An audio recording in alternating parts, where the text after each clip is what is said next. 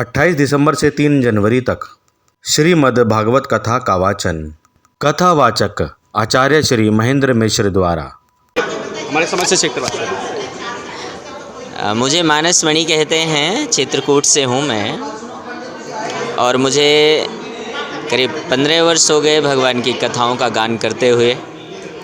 मैं केवल इतना कहना चाहूँ, सनातन धर्म के लिए सबको समर्पित रहना चाहिए।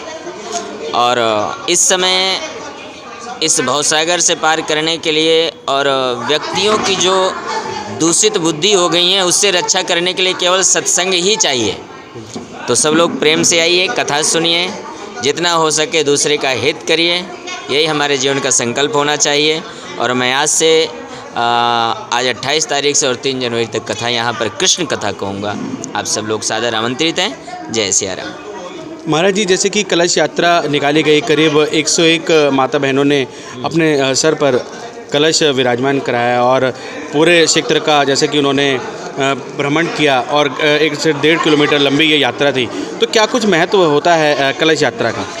भगवान की कथा की शुरुआत ही कलश यात्रा से होती है।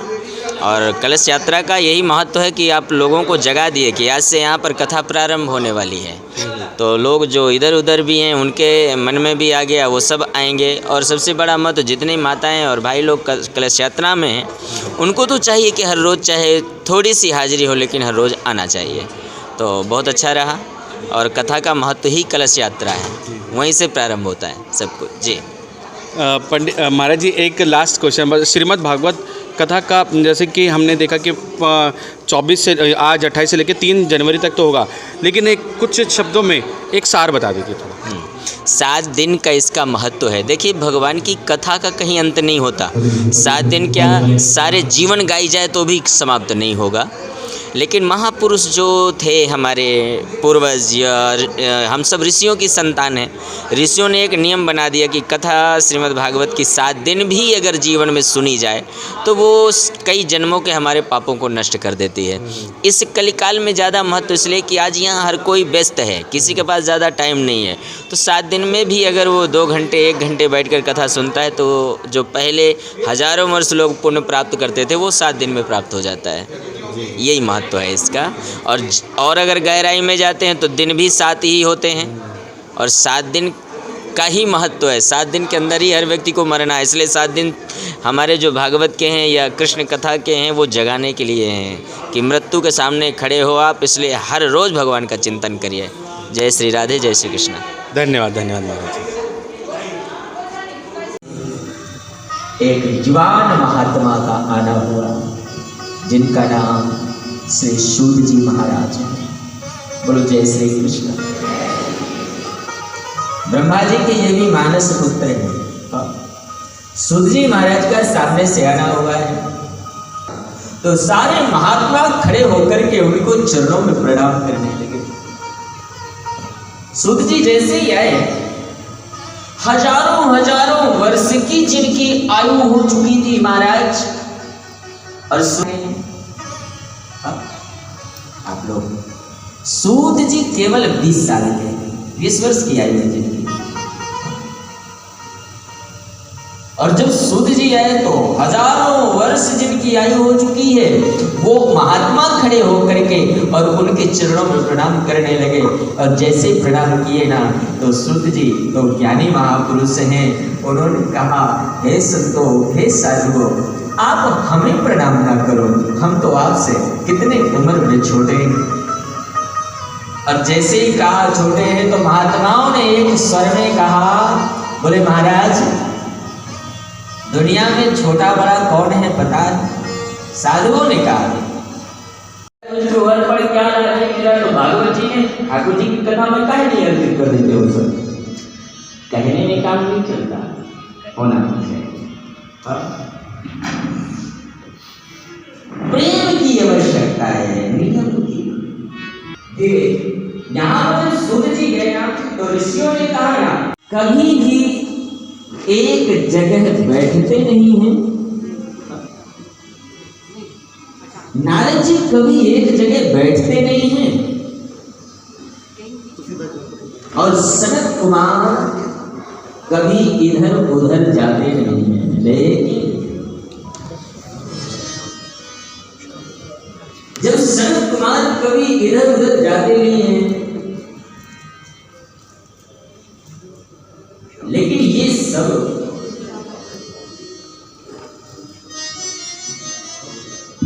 एक जगह बैठकर के कथा कैसे सुने? हमने सुना है।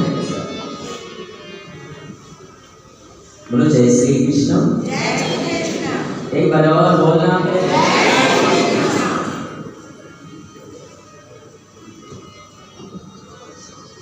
88,000 सरकारी ऋषियों ने नारद कभी एक जगह बैठते नहीं है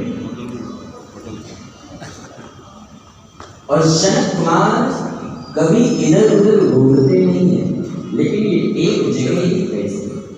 एक बार सूर्य जी महाराज कहते हैं, बोले ऋषियों, एक बार तीव्र गति से दौड़ते हुए नारद जी बद्रिका आश्रम की ओर चले जा रहे थे।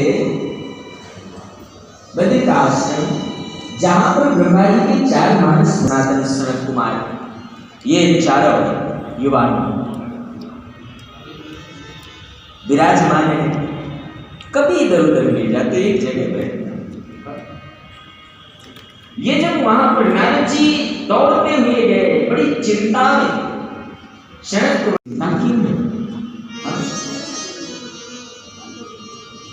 संत होकर के चिंता की निवेदन करो। साधु के जीवन में, नारद जी के जीवन में भी चिंता आई, लेकिन अपन संसारिक है, लेकिन जो विश्व कल्याण के लिए चिंता करे वो सत्य है। घर में जो है माता पिता भाई बंधु कोई कार्य होता है तो उनसे सलाह है, तो सबसे पहले ससुराल वालों से सलाह लेते हैं। हमारे चित्रकूट की भाषा में एक शब्द है, बोले भैया घर बिगाड़े आरो, दीवार बिगाड़े आरो और घर बिगाड़े सारो।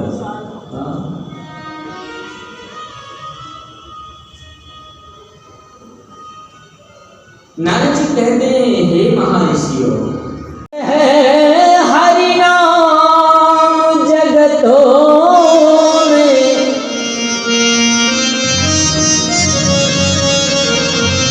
इसे छोड़ विषय रस पीना क्या, हरि नाम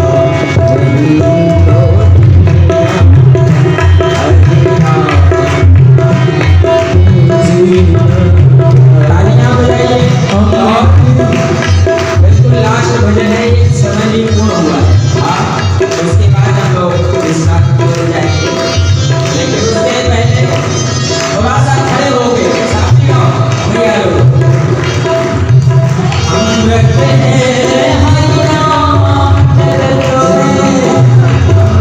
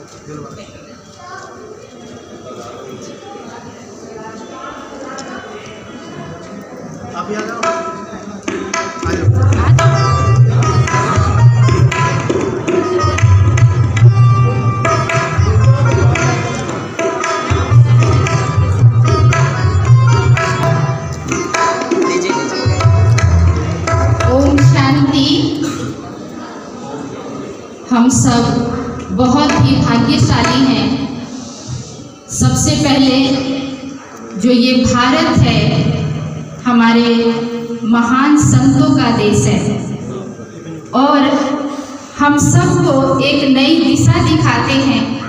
इस मायावी दुनिया में रहते हुए भी उस परमात्मा से मिलाते हैं।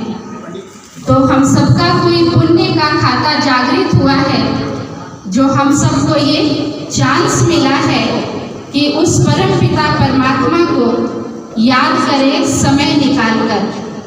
हम सबके बीच में चित्रकूट से इतने इंटरनेशनल वक्ता महेंद्र भाई साहब ही हम कहेंगे, क्योंकि हम आत्मा भाई भाई हैं और हम सब आत्मा का पिता एक ही परम पिता परमात्मा है।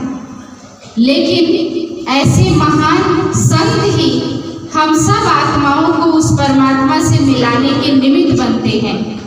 और साथ में मैं कत्याल भाई साहब का भी धन्यवाद करना चाहती हूँ, जो ये भी आपका इतना ध्यान रखते हैं कि समय प्रति समय ऐसे कार्यक्रम कराते रहते हैं जिससे इस संसार में रहते हुए भी हम न्यारे प्यारे होकर उस परम पिता परमात्मा को याद करें। तो आज मैं इस मंच से यही कहना चाहती हूँ कि जो आप सीख रहे हैं उसे प्रैक्टिकल जीवन में लाना है कि हम सब एक शुद्ध पवित्र आत्मा है और आत्मा ऐसे ही सत्संग करके कमाई करके अपने साथ ले जाती है। तो जो भी कमी कमजोरी है वो हमें खत्म करना है और दिव्य गुणों को धारण करना है, क्योंकि महान आत्माएं हम सबके बीच में आकर के जीवन जीने की कला सिखाती हैं। तो मैं दिल से फिर से अपने बड़े भाई का धन्यवाद करती हूँ कि हम सबका सौभाग्य है कि आप आए और अनेक आत्माओं को उस परम पिता परमात्मा से मिलाना ये हम सबका सर्वश्रेष्ठ कर्म है, जो आप सब यहाँ सीख रहे हैं। दिल से धन्यवाद। ओम शांति, ओम शांति।